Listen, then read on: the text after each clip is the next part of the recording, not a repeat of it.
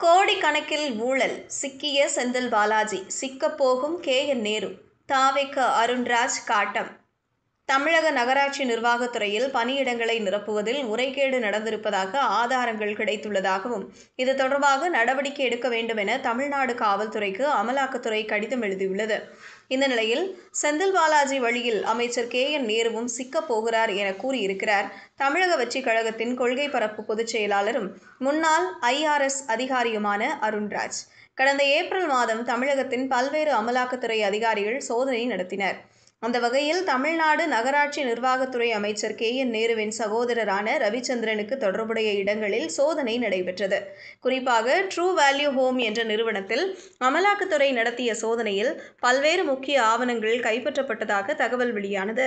இந்த நிலையில் தமிழ்நாட்டில் உள்ள நகராட்சிகளில் 2538 பணியிடங்களை நிரப்புவதில் முறைகேடு நடந்திருப்பதாகவும், அதில் 150 பேர் 25 முதல் 35 லட்சம் ரூபாய் வரை லஞ்சம் கொடுத்து பணியில் சேர்ந்ததாக அமலாக்கத்துறை கூறியுள்ளது. இது தொடர்பாக வழக்கு பதிவு செய்து விசாரணை நடத்த வேண்டும் எனவும் காவல்துறைக்கு அமலாக்கத்துறை கடிதம் எழுதியுள்ளது. இந்த நிலையில் செந்தில் பாலாஜி வழியில் அமைச்சர் கே.என். நேருவும் சிக்கப் போகிறார் எனவும், இளைஞர்களின் வாழ்வோடு திமுக அரசு விளையாடுவதாக விமர்சித்துள்ளார் தமிழக வெற்றிக் கழகத்தின் கொள்கை பரப்பு பொதுச் செயலாளர் அருண்ராஜ். இது தொடர்பாக தனது எக்ஸ் பக்கத்தில் பதிவிட்டுள்ள அவர், அரசு போக்குவரத்து கழகத்தில் நடத்துனர், ஓட்டுநர் உள்ளிட்ட பணியிடங்களுக்கு தேர்வு எழுதி தகுதியானவர்கள் பலர் இருந்தாலும், லஞ்சம் கொடுத்தவர்களுக்கு மட்டுமே வேலைவாய்ப்பு அளித்ததால் தகுதி வாய்ந்த பல்வேறு இளைஞர்களின் வாழ்க்கையே கேள்விக்குறியானது.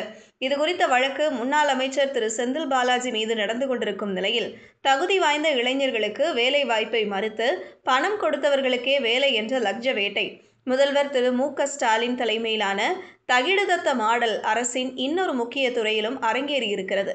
நகராட்சி நிர்வாகம் மற்றும் குடிநீர் வழங்கல் துறையில் 2538 பணியிடங்களுக்கு முதலமைச்சர் திரு ஸ்டாலின் கையால் பணி ஆணைகள் வழங்கப்பட்ட நிலையில், இதில் சுமார் 150 பணியிடங்களுக்கு 25 லட்சம் முதல் 35 லட்சம் ரூபாய் வரை லஞ்சம் வசூலிக்கப்பட்டதாகவும், இதுகுறித்து விசாரணை நடத்துமாறு அமலாக்கத்துறை தமிழ்நாடு காவல்துறைக்கு கடிதம் எழுதியுள்ளது.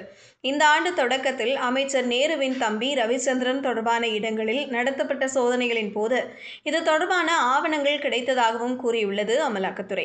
ஏற்கனவே தகுதி வாய்ந்த இளைஞர்களின் வாழ்வாதாரத்தை பறித்த செந்தில் பாலாஜியை உச்சி முகர்ந்து மெச்சிக் கொண்டிருக்கும் முதல்வர் ஸ்டாலின், இப்போது அதே வழியில் தகுதி வாய்ந்த இளைஞர்களுக்கு வேலை வாய்ப்பு இல்லாமல் லஞ்சம் கொடுத்தவர்களுக்கே வேலை என்று செயல்பட்டிருக்கிற திரு நேரு அவர்களையும் உச்சி முகர்வாரா?